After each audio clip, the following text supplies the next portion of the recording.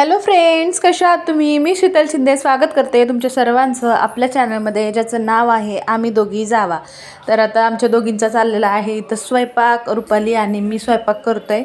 संध्याकाळची वेळ आहे आणि आज बनवणार आहे आमरस, चपाती आणि डाळ भात असं काहीतरी आहे मेनू. तर माझं जेवण झालेलं, कारण मी काही जेवणार नाही आहे. जे सकाळचं होतं तेच मी संध्याकाळी 5-6 वाजता खाल्लं आणि त्याच्यामुळे मला काही जेवायचं नाही. आता ह्यांच्या पुरता स्वयंपाक वगैरे करायचं आहे. आणि त्यात आमरस म्हटलं तर आमरस मी काही खाणार नाही गोड वगैरे. तर मला भरपूर जणी म्हणतात की तुम्ही तुमचे ते जे तुम्ही डाएट वगैरे फॉलो करतात त्याचे तुम्ही हे दाखवा, आम्हाला जर्नी दाखवा, किंवा मग कसं डाएट फॉलो करतात ते दाखवा. तर हा लवकर दाखवेन नक्कीच, कारण आता मला हे अगोदरचे व्हिडिओ मला पोस्ट करू द्या, त्याच्यानंतर मी तुम्हाला माझे डाएट वगैरे कसं फॉलो करते हे मी व्हिडिओ दाखवेल. तर आता चला, इथं मी आमरस करते आणि दुसरीकडं रुपाली चपात्या वगैरे बनवते. आणि आज म्हणजे 2-3 दिवसापासून आम्ही गावी आलो आहे. पण गावी आल्यानंतर, म्हणजे त्या दिवसाचं सांगते मी, गावी आल्यानंतर भरपूर असं टेन्शनचं वातावरण, म्हणजे भाऊजी, आई, ते सगळे टेन्शनमध्ये, की नाही का हे कधीच नाही झालं ना, आता कसं काय झालं हे असं ते. आता भाऊजींचं टेन्शन म्हणलं तुम्हाला कळते की मी कशाबद्दल बोलते काय ते. आणि आम्ही पण म्हणजे आम्ही आता मुंबईला होतो त्याच्यामुळे आमच्याकडे जास्त एवढा प्रभाव नव्हता पडत. आणि जेव्हा आम्ही एकत्र आलो आहे आता सगळेजण, तर सारखं तोच विषय, सारखं डोकं माझं हे होऊन जाते. आम्ही इकडं मुंबईला असल्यावरती थोडंसं फोनवर बोलल्यावरती तेवढं असते, पण नंतर मग ते विसरून जातं. पण इकडं आल्यानंतर सारखं तेच, हॉलमध्ये बसलं तरी तेच, किचनमध्ये आलं तरी तेच, सगळं तेच आणि त्याच विषयावरती बोललं जाते. तरी मी भाऊजींना सांगते, तुम्ही नका टेन्शन घेऊ, तुम्ही नका, आता झाला विषय द्या सोडून, आता असं तसं भरपूर आम्ही समजवण्याचा प्रयत्न केला, रुपालीनी केला, मी केला, करत होतो अजून पण.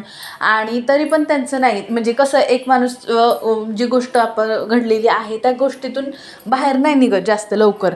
तर त्याच गोष्टी. आणि कसं आहे आमच्या घरातलं वातावरण, म्हणजे भाऊजी जर कामाला जायला लागले असते तर मग त्यांना ते नसतं जास्त, विसरले असते, त्यांच्या कामाच्या ह्याच्यामध्ये विसरले असते. पण ते घरातच सारखं आणि ते घरातले विषय तेच चगळून त्यांना कसं त्यांचं डोकं होत असेल हे मला माहिती आहे, की पहिल्यापासून आम्ही एकत्र राहिलेलो आहे, त्याच्यामुळं घरातलं वातावरण कसं आहे हे माहिती आहे. 100 वेळा तोच विषय.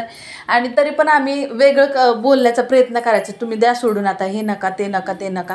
पण तरी पण तेच, कारण ना त्यांच्या डोक्यात पूर्ण तेच चाललेले आहे. भरपूर टेन्शनमध्ये असल्यामुळे, म्हणजे घरातले लोक पण तेच टेन्शनमध्ये. आणि हेच कारण पहिल्यांदाच काहीतरी असं वेगळं घडतं त्याच्यामुळे. तर मी रुपालीने भरपूर समजवण्याचा प्रयत्न केला. रात्री 1-1 वाजेपर्यंत त्यांना सांगत होतो आम्ही. 1-1 आता बाकीचे लोक बोलतात तुम्ही सांगत नाही का, तुमच्या असं तसं. आई ते बोलायचे, पप्पा बोलायचे तुम्ही समजावा असं तसं, किंवा हे बोलायचे अरे तू सांग समजून. तरी पण आता आम्ही समजून तरी किती सांगणार आहे, बरोबर. त्याचा विचार आहे, त्यांचं आपण किती पण त्यांना समजवण्याचा प्रयत्न केला तरी पण त्यांचं जे डोक्यात, आता कितीतरी विचार असतील डोक्यात, पॉझिटिव्ह असतील, निगेटिव्ह असतील, कितीतरी प्रकारचे विचार असतील. आता त्यांना आपण काय हे नाही घालू शकत. आणि झोपण्यापुरते तेवढं शांत, नाही तर त्यांचं तेच विचार ऐकून खरंच खूप हे होतं की अरे काय, म्हणजे आपण एक ह्यांना सांगतोय काय आणि हे तेच का बोलतायत सारखं असं. आणि त्या दिवशी तर रात्री आम्ही 12:30-1 वाजेपर्यंत आम्ही चाललो होतो त्यांना बोलायचं, की भाऊजी तुम्ही आता जाल तर असं करा, तसं करा, हे करा, ते करा, असं म्हणजे समजावून सांगायचं चाललं होतं आमचं. पण शेवटी त्यांनी जे करायचं तेच केलं, तो विषय द्या सोडून. पण नंतर ना निवांत असं चाललं, सगळ्यांची जेवणं वगैरे झाली. आणि जो दिवस यायचा होता, म्हणजे मी खूप तिकडून म्हणजे मी खूप असं सगळी तयारी करून आलेली. ज्या दिवशी म्हणतो ना आपण खूप असं तयारी करतो ज्या दिवसाची, म्हणजे गावाकडे येतानाच भरपूर असं तयारी केली होती, शॉपिंग वगैरे केल्या होत्या, इकडं जायचं तिकडं जायचे, हे आहे कार्यक्रम, इतके लग्न आहेत तेवढे अटेंड करायचे, आमचे गेट टुगेदर आहे ते करायचे, त्यानंतर इकडं फिरायला जा, तिकडं फिरायला जा, मित्रमैत्रिणी भेटणार एवढ्या 16 वर्षातून, तर त्यांना भेटणं, हे ते, ह्या सगळ्या गोष्टी होत्या. त्याच्यामुळे मी खूप आनंदात होते आणि खूप असं प्लॅन चालू होते माझ्या. आता ग्रुपचे ॲडमिन मी म्हटलं होते, माझ्याकडं सगळे प्लॅनिंग वगैरे होते. तर रात्री कितीतरी वाजता मला वाटतं आम्ही झोपायलाच गेलो जस्ट, सगळं आवरून वगैरे. आणि माझा दुसरा दिवस होता येण्याचा, कर्जतला येण्याचा दुसरा, अगदी 2 दिवस झालेले येऊन. काल आले, आल्या दिवशी प्रिशाचा बड्डे 10 तारखेला. आणि रात्री फोन, आम्ही जस्ट जेवून झोपलो, म्हणजे जेवण वगैरे केलं होतं ह्या लोकांनी. आणि 1 वाजेपर्यंत गप्पा वगैरे मारल्या, भाऊजींना वगैरे सगळं सांगितलं. आणि रात्री मला वाटतं 1:45 वाजता फोन आला. आणि आमच्या रुपालीच्या माझी गप्पा चाललेल्या. तो फोन बाजूलाच ठेवला आणि सायलेंटवर होता फोन. तर पहिल्यांदा मिस कॉल आला रोहिणीचा, तर तो मी बघितला जस्ट. आणि त्याच लगेचच दादांचा पण मिस कॉल आला. म्हटलं एवढ्या रात्री असे कोणाचे फोन येत नाहीत, म्हणजे ह्यांचे तर कधी फोन आले नाहीत एवढ्या रात्री. जे बोलायचे ते आम्ही दिवसा वगैरे किंवा 10-11च्या आतमध्येच बोलत असतो, किंवा मग रोहिणीला बोलायचं असेल ते व्हॉट्सअपवर बोलतं. एवढं दादांचं तर एवढ्या रात्री कधीच नाही आहेत फोन. आणि त्यांचा कधी जास्त येत नाही फोन मला. येईल तो मम्मीचा येईल, आणि दिवसा हे सगळे फोन असतात. पण रात्री मग मला घाबरल्यासारखं झालं, म्हणजे नाही का, अचानक का फोन ह्यांचा. मग मी फोन केला, तर मला एकदम हळू आवाजात तिकडून दादा बोलले. दादांचा फोन होता. म्हटले की ना तू काय करते, म्हणजे नाही का, उद्या ये लवकर म्हटले. की म्हटलं का, म्हणजे काय झालं आहे, कशामुळं. तर म्हटले नाही का, आईला आपल्या बरं नाही आहे, तिला दवाखान्यात ॲडमिट केलं आहे, सिरियस आहे असं. पहिल्यांदा तर मला सांगितलं नाही की ती जागेवरच हे झालं आहे म्हणून, सांगितलंच नाही अगोदर. तर मी म्हटलं म्हणजे अचानक कसं काय. तर त्यांनी सांगितलं अरे अटॅक आला वगैरे, BP वगैरे वाढला होता, BPच्या गोळ्या नव्हत्या खाल्ल्या तर 8 दिवसापासून. आणि त्यातच त्याचं दाढ दुखत होती, दाढ सुजली वगैरे होती, त्यात हे असं सगळं झालं. तर कधीच म्हणजे कोणताच विचार कधीच नव्हता आला की असं कधीतरी होईल, कसं तरी होईल म्हणून. कारण एकदम ठणठणीत होती माझी आजी, एकदम ठणठणीत, सगळं व्यवस्थित वगैरे होतं.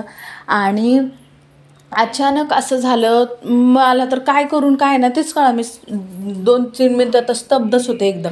आणि रुपाली वगैरे होते, ते अचानक मी बोलले ना काय झालं, म्हणजे घाबरल्यासारखं. तर ती पण लगेच दचकून, म्हणजे ती जागीच होती पण लगेच घाबरले, म्हणजे काय झालं. ती पण आईला त्यांना बोलवलं सगळ्यांना. मी सगळं शांत होते, एकदम शांत, म्हणजे काय करावं आणि काय बोलावं तेच मला कळत नव्हतं थोड्या वेळासाठी.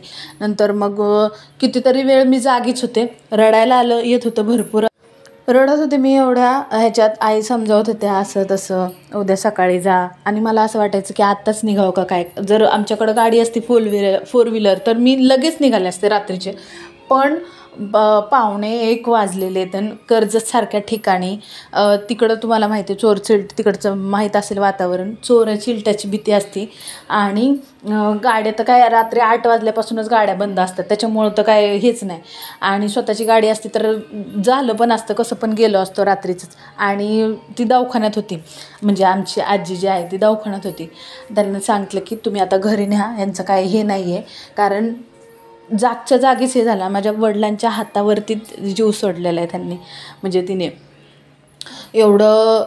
म्हणजे मला ना माझ्या वडिलांचे त्यावेळेस आजीचं म्हणजे एवढं हे नाही, पण वडिलांचं जास्त. म्हणजे माझे वडील एकुलते एक आहे, त्यात भाऊ नाही, बहीण नाही, कोणच नाही. वडील लहानपणी गेलेले, आणि त्यात ही आई होती फक्त, आणि ती पण आता गेली. मग त्यांचा तर विचार करूनच मला एकदम असं हे होत होतं की नाही का, आता ते आई कोणाला म्हणणार, आता आम्ही आजी कोणाला म्हणणार. हे असं जे विचार होते त्यांना खरंच खूप डेंजर असतात बरं. काय एखाद्या अशी वेळ आली ना, खरंच खूप डेंजर असते. तर ह्याच्यातच माझं अर्धी रात्र ह्याच्यातच गेली. आणि सकाळी 5 वाजताच मी आवरलं. सकाळ 5 वाजताच आवरलं. डोळ्याला झोप नाही ना, काय नाही. 5 वाजता आवरलं आणि लगेचच आम्ही निघालो. म्हणजे मी समीक्षाच्या पोटात दुखत होतं, मला वाटतं काहीतरी उलट्या वगैरे होत होतं, तिला ताप वगैरे येत होता. कारण तिने आंब्याचा वगैरे ज्यूस वगैरे पण आधी पिला होता, आणि त्यात आंब्याचा रस पण खाल्ला होता. त्याच्यामुळे तिला विचारली येते का, तर ती म्हटली नाही मम्मा मला असं होतं, मी नंतर येईल मला वाटलंच तर. म्हणलं ठीक आहे. मग आम्ही निघालो. मी हे वेदांत म्हटलं मी येतो, आणि आई आणि भाऊजी आम्ही 4-5 जण निघालो. आणि त्याच दिवशी यात्रा होते आमची. यात्रेच्या दिवशी झालं, सगळेजणला जायचं होतं यात्रेला. आणि माझं हे असं गेल्या 2-3 वर्षापासून मला शिंद्याची यात्रेला जायला भेटलंच नाही. कारण काही ना काय होतच असते. आम्ही लवकर आवरलं आणि लवकर मग निघालो. आणि गाड्या पण नव्हत्या येत वेळेवर लवकर अशा. दादा म्हणले लवकरच करायचं आहे, कारण तोपर्यंत 12 तास होऊन जात आहेत, त्याच्यामुळे लवकर आपलं ये. तर म्हणलं ठीक आहे. आणि गेलो आम्ही, गाड्या बदलत गेलो. गाड्या बदलत गेलो, पण मी सकाळी लवकर निघाल्यामुळं त्याच्यामुळं गाड्या आम्ही थोडा वेळ थांबलो तरी पण गाड्या वेळेवर आल्या म्हणजे. आणि बदलत का होईना पण आम्ही तिथं सकाळी 8 वाजता पोहोचलो. सगळ्यांच्या अगोदर जे लांबून यायचे होते त्यांच्या अगोदर मी तिथं पोहोचले. जर मी मुंबईला असते तर मला ते जास्त लवकर जमलं नसतं जायला. आपण कधीच असा विचार नसतो ना केलेला, त्याच गोष्टी घडतात. आणि ज्याचं आपण सांगण्याचं तात्पर्य एवढंच आहे की माणसाचं जीवन खूप छोटंसं आहे आणि एवढ्या जीवनातच आपण सगळ्यांबरोबर खुशीने आनंदाने राहिलं, चांगलं गोड बोलून राहिलं तेवढंच आपल्यासोबत येते, बाकी काही नाही.